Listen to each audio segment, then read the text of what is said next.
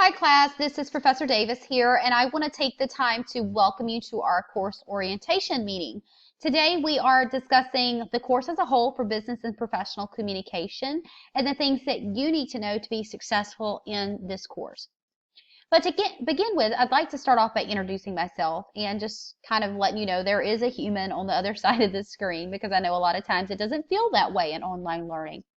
So like I said, my name is Professor Davis, and I'll be your instructor for the next 8 weeks in this course.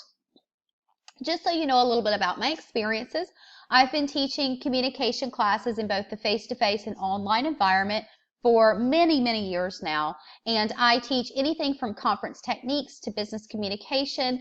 I teach introduction to communication, effective communication, visual communication in the media. I teach interpersonal communication, and the list goes on and on and on. So pretty much if it has to do with communication, I've taught it. Now, I also have, as far as my education goes, a Bachelor of Arts degree in Communication Studies from the University of South Alabama. That's going to be located in Mobile, Alabama, which is probably where you've guessed my accent's from by now.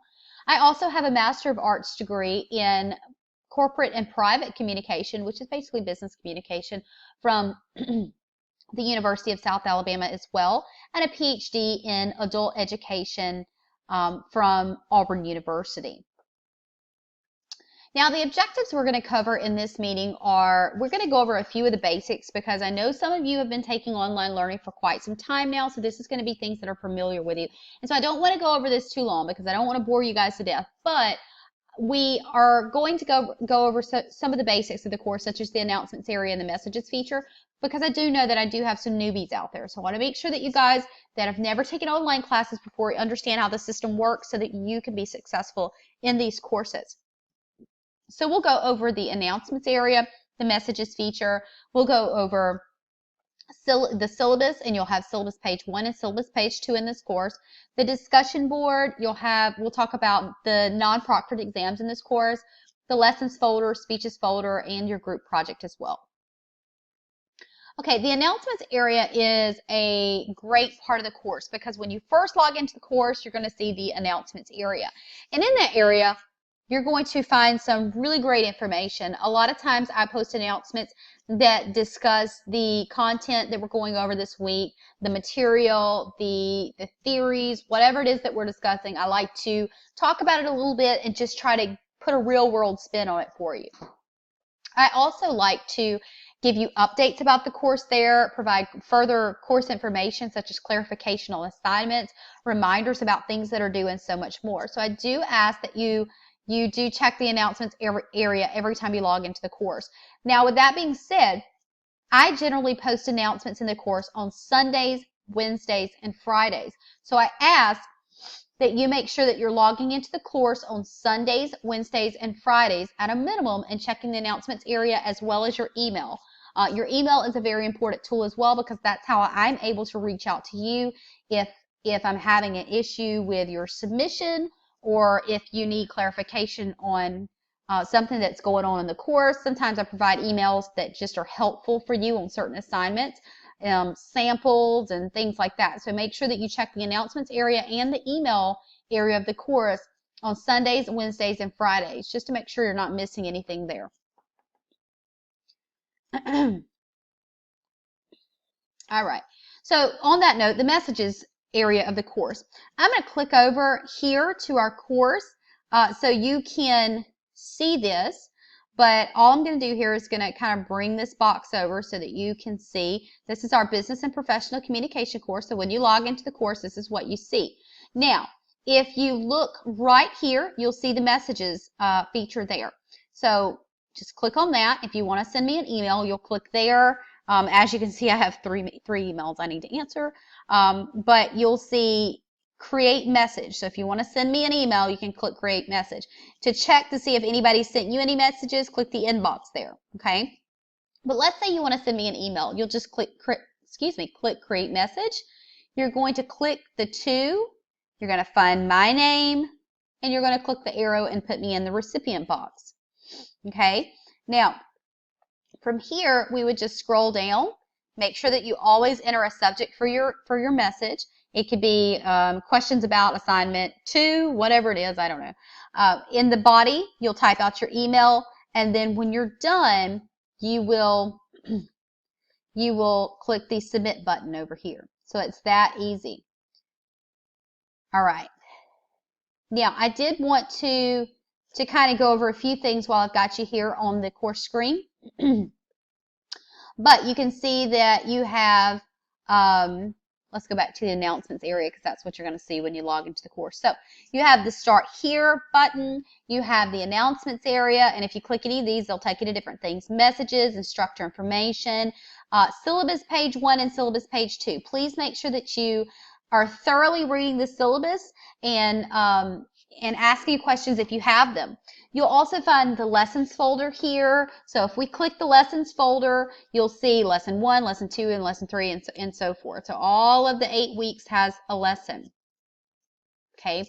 Now, if you click the speeches folder, you're going to see different stuff about speeches, which I'll go over in a minute. So we'll talk about that in a minute. The group project area, you'll see options for the group project and so forth. And actually, the group project can be completed individually, so we'll discuss that in a minute. The discussion boards, a few other things here that you might be of interest to you is my grades. Yeah, so some great information here. So let's shoot back over to our PowerPoint though, so we can keep trucking with this. So that's going to be the messages feature. So basic things there. Now, syllabus, I want to go through this and make sure that you understand everything. But your syllabus is going to be syllabus page 1 and syllabus page 2. Please make sure to read thoroughly through your syllabus. This is not a self-paced course. I repeat, it's not a self-paced course. You must meet the deadlines on syllabus page 2, where you see a calendar there. You must meet those deadlines, as I cannot accept late work in this course. Now, I know sometimes students register for this course and they don't realize that it's not self-paced. Most of our communication courses at Central Texas College are not self-paced. They are due date sensitive. So I cannot accept late work in this course. If for some reason you check out syllabus page 2 and you're looking at those due dates and you say, hey, there is no way I'm going to be able to meet these due dates, then you might want to consider taking this course at a time that better fits your schedule. And of course, I'm always glad to have you in a different section of my course later on when the course better fits with you. So just something to think about there. But I do hope that you stick around because this is such a wonderful course to take. Tests are given online, but they're no longer proctored. If you've been at Central Texas College for quite some time like I have, you remember a time where we had to have proctors to administer our exams. That is no longer the case. Now we use a different tool, and it's called BioSig. And with that in mind, one of the first things that I want you to do after the close of this meeting is, if you haven't already, that is, I want you to go to our course, which is right here. It's Business and Professional Communication. And I just took you back to the main page of the course so you wouldn't get confused there.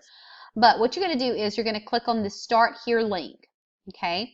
When you click Start Here, you're going to see where it says BioSig registration. If you haven't already registered with BioSig, you need to do so immediately because it is a part of different assignments in this course. So you would simply click on the BioSig registration, and you're going to be prompted to do several things to create a virtual identity for yourself. Anyway, it's a way to verify your identity virtually throughout the course. Okay, so if you just click that, it's going to take you through some prompts. It's super easy. Don't worry about it. Now, what does this mean? Well, because we because we no longer have proctors in the course, we still have to find a way to make sure that it's still you on the other side of that screen, completing that exam or submitting that assignment or so forth. And that's where BioSig comes in.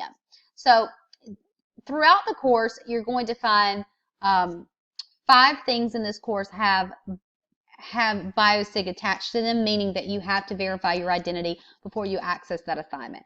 That's going to be the plagiarism quiz on the syllabus, which is not graded, so you don't even really have to worry about that. You will have the midterm exam, the final exam, the informative speech, and the persuasion speech, all of which you're going to have to verify your identity before you can access that assignment. So let's scroll down here, and just so you can see it, click on the non-proctored exams link. You see here where it says BIS, this little icon here, that's BioSig.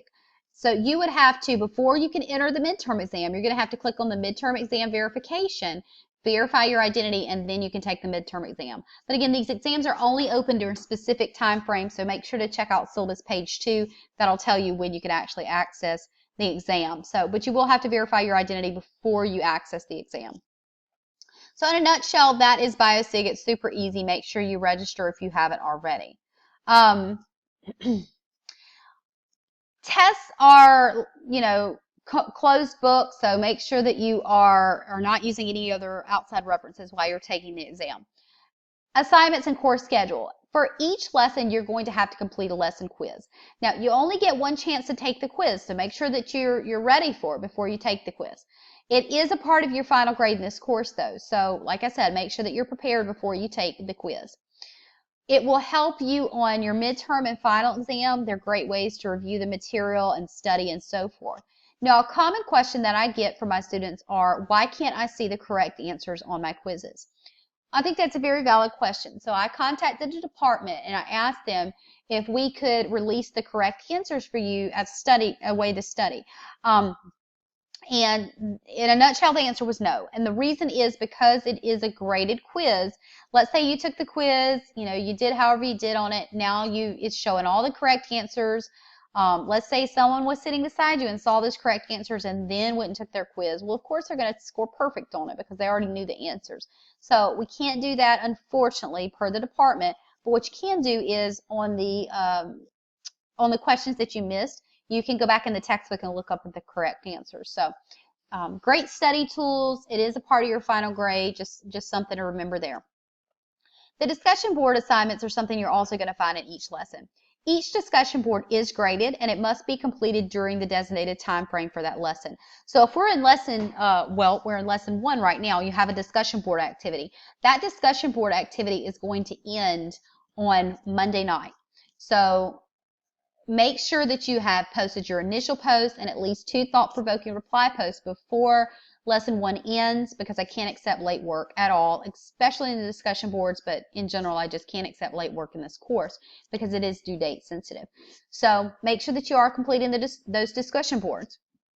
In your initial post, you need to make sure that you're fully addressing everything that's being asked of you in your initial post, and you're providing at least 2 thought-provoking reply posts to your fellow classmates.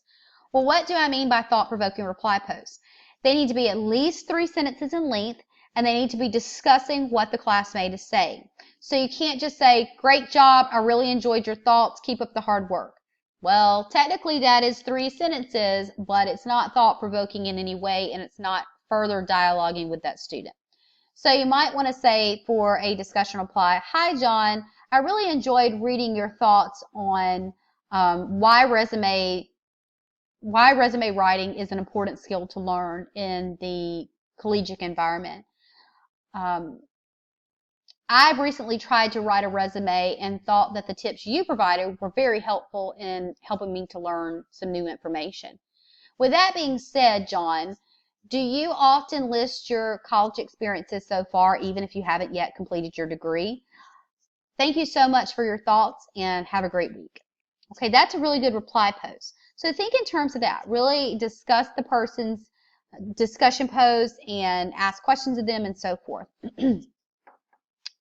All right, so next part of the syllabus. You do have 2 speeches to complete in this course.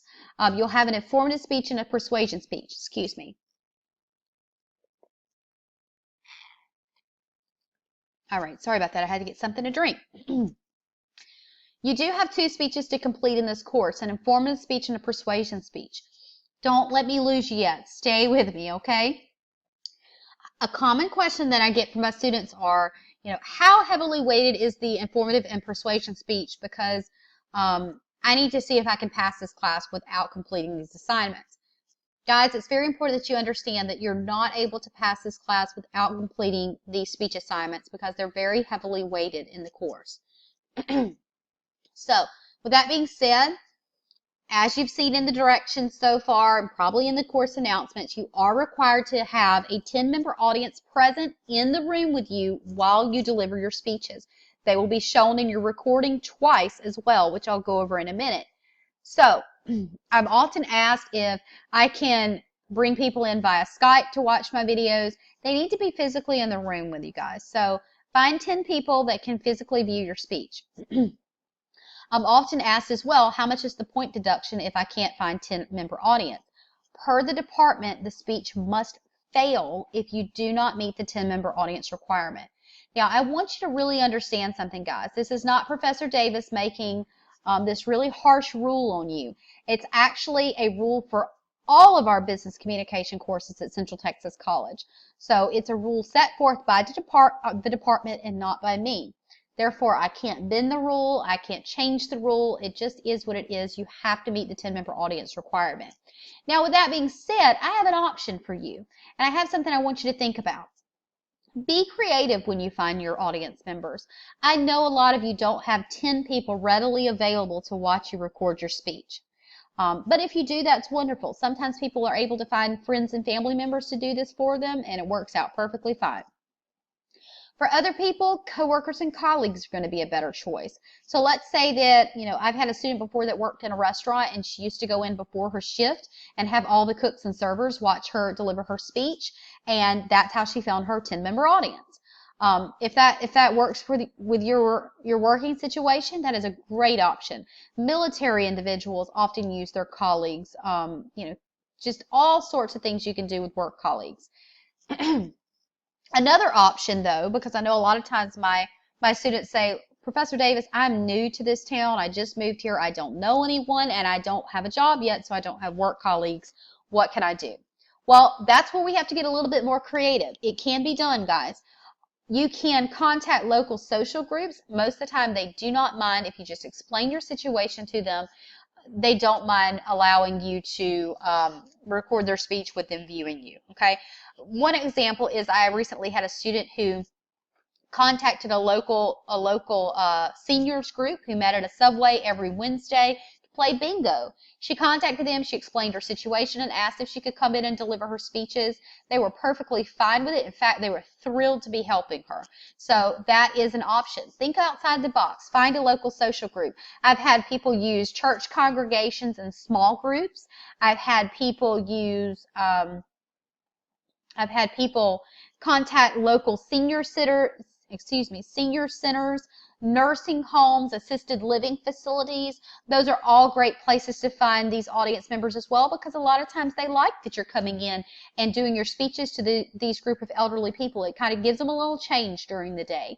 I've had students before who used other classmates. If you are local to the main campus, using some of your classmates works perfectly well for me as long as the other instructor's okay with it. And some of you need to get even more creative. I've had students before who have delivered their speeches outside of local retail stores like Target, outside of restaurants, inside of restaurants. The only thing is, if you choose to use a retail store or, a restaurant, whatever it is, you have to ask 10 people to watch you deliver your speech. So you can't just stand in the middle of the mall, do your speech, and say, well, there were people walking all around me. I'm sure there were 10. No, you have to have a group of people watch you deliver your speech.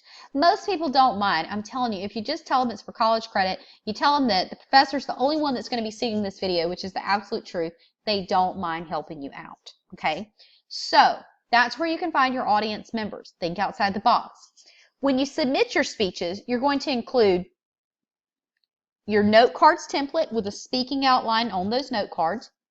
Where do you find the note cards template? I'll talk about that in a minute. You'll also submit your completed outline, correctly formatted, with your speech as well. I'll show you where to find some sample outlines in just a minute to help you to create your own outline. And then, of course, you'll also submit the recorded speech link as well. So 3 things when you submit your speeches. You'll submit your note cards template, your outline, along with your recorded speech link, and your recorded speech link is going to need to be set to public and not private security settings, because that's how I'm able to access your speech. If you set it to private, only you can see it. If you set it to public, then I can see it too. But I'll discuss that in just a moment. Let's continue on with the syllabus just a little bit, though. You need to make sure that you're reading the syllabus, both page 1 and page 2, but I've already discussed that. But on page 2, you're going to find your midterm and exam schedule as well. Make sure to check that out. And this is a very important note. This is actually something we add to all of our classes now because, again, it's a departmental rule. So the communication department at Central Texas College asks you to make sure that you're taking the exam in a secure location on a secure computer. Because if for some reason you lose your internet signal and your computer shuts down, or better yet, I'll tell you, this is the second time today that I'm recording this meeting for you guys because my computer decided to reload in the middle of it. And because of that, I lost my first recording. So that can't happen during your exams. The department says to make sure that you're taking the exam in a secure location on a secure computer because I cannot reset the midterm or the final exam for any reason for you. So it's very important that at this specific time while you're taking these two exams, you're on a secure computer and a secure internet location. The textbook information I know has been a little bit confusing, so I wanted to cover that real quick. All right. Your textbook authors are going to be Adler and Elmhurst. And the title of your textbook is Communicating at Work. It's a Central Texas College Custom Edition. It can either be the 11th edition or the 10th edition. I know some of you have the 10th edition and some of you have the 11th edition. I've actually contacted the department on this question because I wanted to make sure you guys were in the green with this. But if you have the 10th or the 11th edition, that is perfectly fine. There is not a lot of differences between the editions, so don't sweat it either way. Either will work.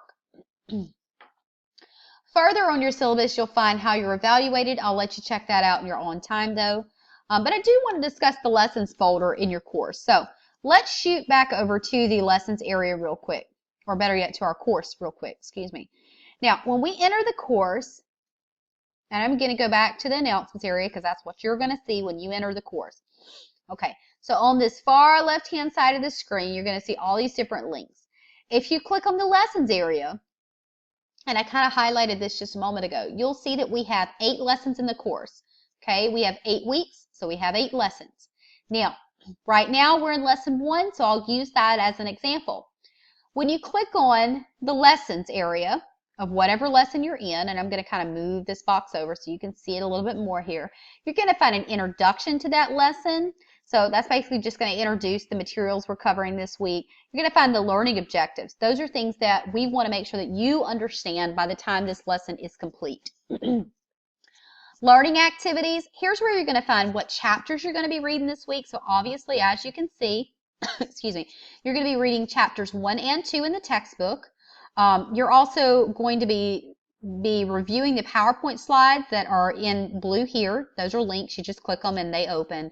Flashcards, some multiple choice quizzes if you want to check those out. Those can be great resources for study guides, glossary of definitions, and so forth. So that's a lot of information there that can be very helpful to you and things you are expected to look over. You'll also find the discussion you're completing this week. So, and then you will also find the quiz that you're completing this week. And that's it, because that's all we have for the first lesson. And of course, that's going to change with each lesson, but you get an idea there. Let's say that I went to lesson 2. Then you're going to, of course, find the introduction for the lesson, the learning objectives, the learning activities. Here you'll be reading chapters 3, 4, and 5, and all these different PowerPoints to review and stuff. You'll have discussion 2. Your resume assignments. Now we're adding some different assignments there. Your resume submission area and the quiz 2 area. So that is what you'll be completing in lesson 2. But I will go over that separately. I just wanted you to visually see what I'm talking about here. So each lesson is about a week in length. So you have 8 lessons. We have about 8 weeks in the course. The lessons contain all the things I just discussed here. So that kind of gives you an overview of what you should expect in each lesson. The speeches folder is some great information there as well. So the speeches folder is going to show you your presentation options. Pretty much to record your speeches and upload your speeches, that is, you have 2 options. You can either use Viddler.com, Viddle.com, or you can use YouTube.com. to upload your speeches. So all you need is either you can use a a video camera of any sort. Most of our smartphones nowadays have a video camera on them, so you can just record from your phone. Whatever works, a webcam works well too. However you want to record your speech is fine. After you record your speech, you'll then upload your speech to either vidler.com, which is very similar to YouTube, it's just a little lesser known, or you can choose my personal favorite, youtube.com, to upload your speech. So most of my students use YouTube, and that's why I want to use that as the example. So it's really easy, guys. I'm going to see if I can pull that up for you real quick and show you what you need to do there. The first thing you're going to do when you go to youtube.com is you are going to, we're on youtube.com right now, just so you know. I know that box isn't very big, but when you go here, you're going to sign in, okay? If you already have a YouTube account. If you don't, then you're going to need to create an account, okay? But I'm just going to sign in because I already have a YouTube account.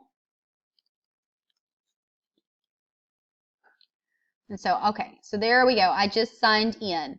What I'm going to do is I'm going to upload my speech, okay? So I would simply click upload in the top right-hand corner. And then it's going to ask me how I want to do this, basically. I can, if I've saved the file on my computer, I can simply just click here and upload it like that. Let's say I want to record directly onto YouTube, though. I can use down here webcam capture. I can click record and just record it from there. And once that's done, it's going to give me a link to my speech, and that link is what you're going to submit to me, okay? So it's really simple, guys, super easy. So that's why I say use youtube.com. Super easy. Now, one thing I do want to note here is a lot of times YouTube takes a while to upload a video, so that's something for you to consider. So don't wait till the last minute to upload your speech video, especially because, you know, due date issues in the course. So I suggest you always make sure that your video is uploaded at least a day or two before the due date to ensure it's there and ready to go. Now, when you upload your video, it's going to ask you if you want the security on the video set to public or private. You want to make sure it's set to public, and here's why. If you set it to private, that means you and only you can access your video. We don't want that. We want to make sure that Professor Davis can access the video as well because I have to grade it. So set it to public, send me the link. When you submit your speech, you'll send me the link. You'll send me an attachment for your note cards, and you'll send me an attachment for your outline. Always double check your speech link before you submit it to me and make sure that it works on your end as well, okay? All right, so there is an alternate submission method. You still have to meet the 10-member audience requirements. I'm not going to go too much into this because I rarely have a student who qualifies for this. You have to qualify and send me an email and say, hey, Professor Davis, I think this would be the better option for me. This alternate submission method is primarily for students who have security issues. My military students who are in locations of the world in which they cannot use youtube.com due to security issues. If that is you, I urge you to contact me via email and we'll discuss the possibility of you using the proctored panel submission method. You'll still have to have the 10-member audience. It requires a lot of paperwork, but it if youtube.com is not an option because of security, you know, issues with your command or whatever it is, then this might work better for you. But regardless of whatever option you choose, either using vidler.com or youtube.com to upload your speech, you still have to meet the minimum requirements, and that's going to be at least a 10-member audience in the room when you deliver your speech, and your audience members has to be at least 18 years old. Audio recordings will not be accepted for credit. Audio only recordings will not be accepted for credit, and the speaker delivery has to be both clearly seen and heard regardless of however you choose to upload your video. I need to be able to see your entire body and hear you completely clearly. Okay, now if you tune me out, this is a very important part, so I need you to listen to me. When you record your speech, you have to follow this process. Your 10-member audience has to be shown both before and after the delivery of your speech. The video has to be unedited, so you cannot edit the video in any way. If you do, I will ask you to re-record your speech. Okay, so how do you record? simply turn the camera on, scan all 10 members of your audience, showing each one are there, turn the camera back to yourself or have your camera person do it, however you want to. Deliver your speech, and then after you deliver your speech, without turning the video off, scan all 10 members of the audience one more time, and then you can turn the video camera off.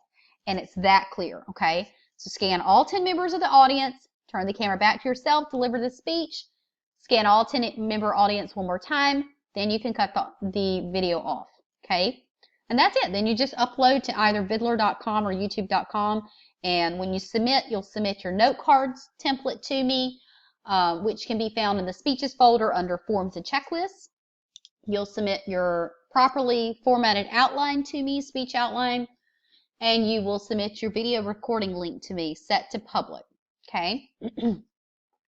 So the speeches folder, I keep talking about the speeches folder in the course, so I want to show you that really quickly. The speeches folder in the course, and I'm going to scroll up here so you guys can see. Okay, the speeches folder in the course is going to be on this left-hand side. I'm going to take you back to the main page so you know where we're at. All right, so it's going to be found on the left-hand side here, and it's right under the lessons link. So you'll click speeches, okay? And now, in here, we've got a lot of different things. So if you click speech presentation options, it's going to basically discuss what I just went over about vidler.com or youtube.com.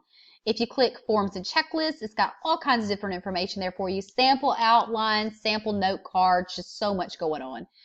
Speech overview, you're going to talk about the rules and requirements and how to for giving these speeches.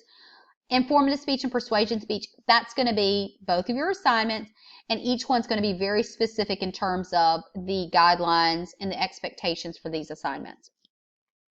Now, let's say, though, that you're trying to locate that note card template that you're going to be submitting for each of these speeches. You click on Forms and Checklists, okay, and it's right here as soon as you do that, okay? So under Note Cards, it says Create your note cards using the note card template. If I click this, it's just a Word document, guys. I would create a speaking outline on my note cards. I'm going to save it, and that's one of the things I'm going to submit when I submit my speech recording link. So I'll submit the note cards template completed with a speaking outline on there. And I have some sample note cards right here for you to check out to see, okay, what's a speaking outline? What is she talking about? What do I put on these note cards? Here are some sample note cards. Check those out and kind of mirror what they're doing there on your own note cards. So you'll submit the note cards template. You'll submit your outline. If you're not sure how to prepare an outline, you've got a speech preparation outline, a sample outline to use as a guide. Those things will really help you as well. And then, so you'll submit the note cards, the speech outline, and then the recording link to your speech, set to public, and that's it. That's how you submit your speeches. It's really easy. Okay, so let's keep going here. Course assignments. All right, so I've already talked about the discussions. You'll have one full initial post and at least 2 thought-provoking reply posts. You have quizzes in each one of your lessons that are graded and great ways for you to prepare for the 2 exams you'll have in the course. You'll have the resume, cover letter, and references assignment in lesson 2. I'm going to discuss that in a minute. The interview assignment in lesson 3. You'll have your informative and persuasion speeches. You'll have your group project, which actually can be completed individually, so don't sweat that. And then your PowerPoint presentation, and then your 2 exams in the course, the midterm and the final exam. The resume assignment is really good, guys, because it allows you to really get some great tips on your resume before you have to present that at a job interview or apply for a position or so forth. So some of my students have a lot of experience with resumes, others don't. Don't sweat it either way. If you have a lot of experience with resumes, I can still give you some great tips to really perfect yours. If you're someone who doesn't have a resume yet, you can work on that too. So what you're going to do with this assignment is you're going to create a rough draft cover letter, resume, and references as if you were submitting this for a specific position. Make sure to review the sample cover letter, resume, and references that I'm going to provide you, and use this as a guide to create your own. Okay, this would be really helpful to look at the sample I provide you and kind of use that as a guide.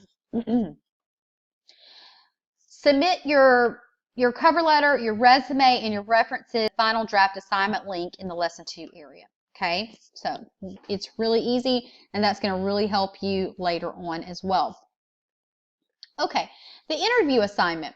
This is a really fun assignment, guys. It helps to learn more about the field you're interested in entering, or one you're already in and maybe just looking to move into a different position in. So what you're going to do is, in a short interview with someone of your choosing, and I'll talk about that in a minute, in a short interview that's about 10 minutes in length, you'll ask really important questions concerning your chosen or perhaps your prospective career, including questions that are about, education and work experience and just so much more, but we'll go over those. Just tell the individuals that these questions are for a college class, and most of the time they don't mind doing the interview for you. So the interview can be conducted with a person of your choosing. It just needs to be someone that's, going into, or better, excuse me, it just needs to be someone who's in the field that you want to go into or would like to move up in, okay? So I know it's very specific, and it says an appropriate business person in this area, or what. Just as long as you find someone that you can access, that you can get to, that you can sit down with and do an interview with, that is in the career field you're interested in, or one that you've selected to enter one day, that works, okay? When you submit this assignment, please make sure to include the person's full name, their business phone number, and the position they hold in whatever company for verification purposes, because oftentimes I call these people and I say, hey, did you do this interview with this person? How did it go? I like to follow up. So name, business phone number, the position they hold, and the company they work for. After the interview is complete, thank the business person for their help. You're going to want to take notes throughout the interview, neatly summarize your answers afterwards, and simply answer these questions, and you'll go actually off of this format. So in the interview, you'll ask these questions, and then you'll summarize the stuff and put it into a Word document for me to read. So the first question you'll ask is, what educational training is necessary for this job? Next, what kinds of work experience will prepare a candidate for this field? What kind of job satisfaction does this field offer? What are the future employment prospects for this profession? Are there disadvantages in this profession? And what characteristics does a person need to have in order to be successful in this field? So these are great questions and great things to know about the position you're looking to go in, or the one that you have already selected to enter. Another project you're going to complete in the course is the group project. And you have 3 options for this. So choose the one that best fits for your situation and you as a person. Option 1 is a group observation paper that's actually completed individually. You're observing a group. You're going to tell me about it. Option 2 is an article review and discussion. It requires at least a 3-member team of students to complete option 2. So if you say, hey, I want to do option 2, it's up to you to find 2 more students to do this with you as well. Option 3 is creating and marketing a useful new product. So you need at least a group of 2 or more students. So you can have 2 or you can have 5 in this group. I don't care. But you have to have at least 2. Okay. So option 1 you can do individually. Option 2 you need at least 3 students. Option 3 requires a group of 2 or more students. Okay. So what does option 1 mean? Well, option 1 discusses, it's a group observation paper. So you're going to provide a short analysis of an interaction between group members that you observe in action. For example, you could attend a local council meeting, or you could tune into a local news station to view a meeting there. I know sometimes people like to go to town meetings and things like that. That would work too. You can go to a county courthouse and watch something, just whatever it is that you can watch a group meeting at, so something like that. You can watch court TV if you want to and follow the proceedings there. So after you've watched this group in action and you've noted the observations you've made, I want you to write a short critique of what you observed. So the first thing you're going to do is you're going to briefly describe what group members you observed, as well as where and when the meeting took place. So you might say, I observed I'm going to use my example here. I observed a Mobile City Council meeting on this date in the Mobile City Hall, okay? What organizational plan was employed? For example, was it parliamentary procedure? You know, whatever organizational plan they use. So you'd want to really go into detail with that, though. Parliamentary procedure was employed with the reading of the minutes, old news, new news, and more.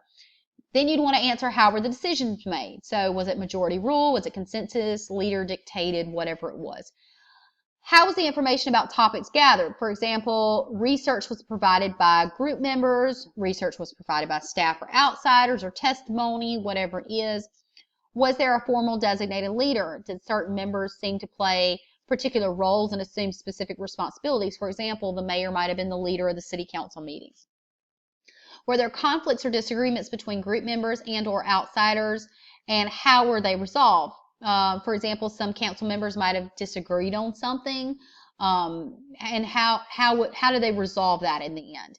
Did the group tend to digress, which means basically get off topic, and did someone get them back to the subject, and if so, who did this?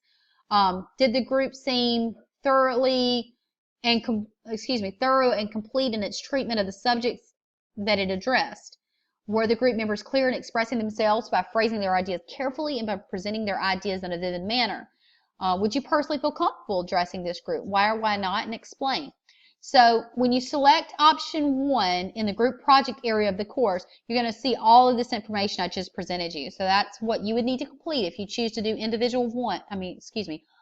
option 1, which can be completed individually. Option 2 is a little different. I told you that you have to have at least 3 students in this group to do this article review and discussion. So you're required to respond to at least 2 different posts when you complete this project option.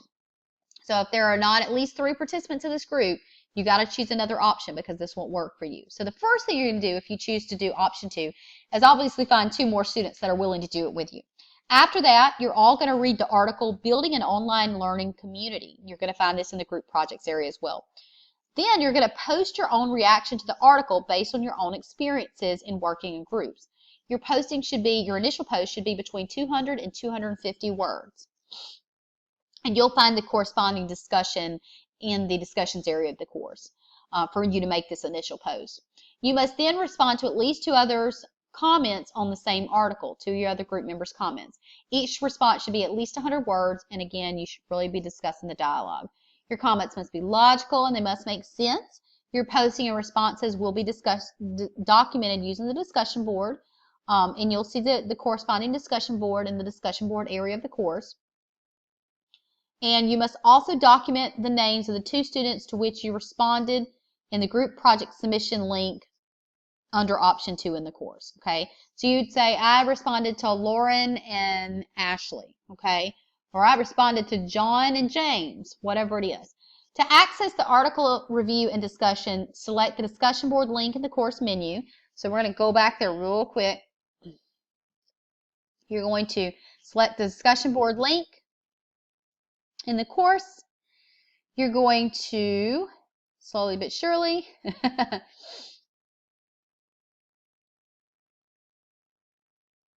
well, it's taking a little time there, so I don't want to hold you up. So you'll just click the discussion board link, and you'll be able to scroll down and post for this. Okay.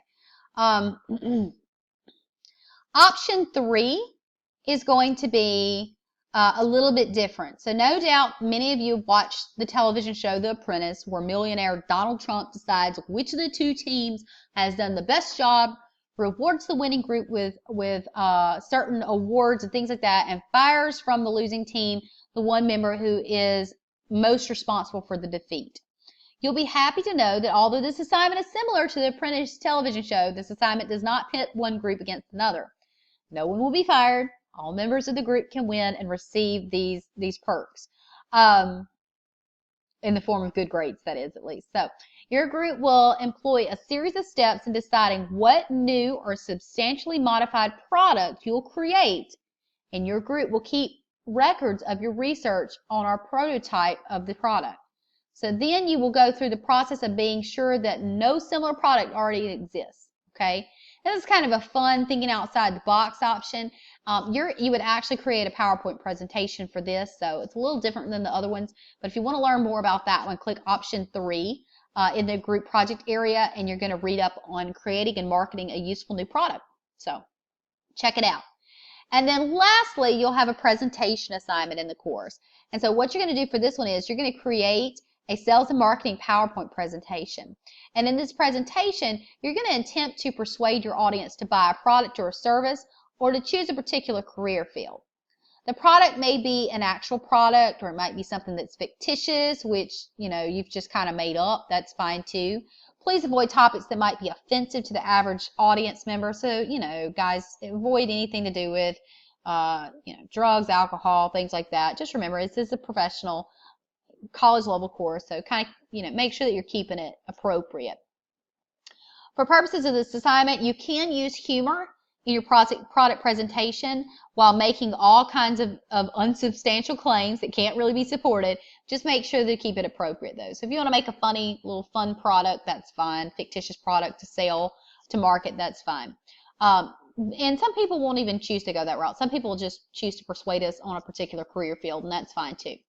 So changing customers' attitudes about a product, such as whether to try a new brand of soap, is much easier than changing beliefs and values, such as which political party you want to vote for or which religious beliefs you subscribe to. In describing the benefits of your product, we will make money, have more leisure time, be healthier, be more popular, be protected from danger. Make sure to go over those things. In the cost analysis section, you need to make sure that you can begin with the raw materials and then pay personnel to manufacture the products and so forth. You actually need to go into what the money side might be a little bit. Highlight payment plans such as cash, MasterCard, Visa, American Express, Discover, any of those things. How can we make purchasing easier? And in creating this presentation, you're going to use this particular format. So it's very important that you follow this slide format here. Slide 1 would be the name of the product and your name, and your team members' names as well. No, just your name. I'm sorry. The presentation is done individually. My mind was on the group project. I'm sorry. So slide 1 is the name of your product and your name. Slide 2 is your objective, which is to sell your product, but make sure you go into that. Okay. Explore that a little further than just I want to sell my product. Slide 3 is customer requirements, which is identifying what the customer needs. So talk about what the customer needs. That's how we're going to sell the product. Are you meeting those needs? Slide 4 is showing that your product satisfies or meets the needs of the customers you have. Slide 5 is the cost analysis of your product. So go into the cost analysis side of things. Slide 6 is the strengths of your product. Slide 7 is the key benefits. Slide 8 is next steps. How can they get your product, join that profession, whatever it is, okay? So I know a lot of you are saying, okay, well, how would I do a cost analysis on if I'm trying to convince someone to join my career field? Well, you would talk about the salary and stuff like that. So, just kind of a different way of thinking of it. Well, that being said, that's pretty much it, guys. If you have any questions or comments, please feel free to contact me. But as a whole, that's the course. Feel free to send me a message at any point at all throughout the term if you have any questions. I'm always here for you. And this is a subject that's near and dear to my heart, so I'd love to discuss things with you if you do have questions. Otherwise, keep up the hard work and have a great week. Thank you for listening.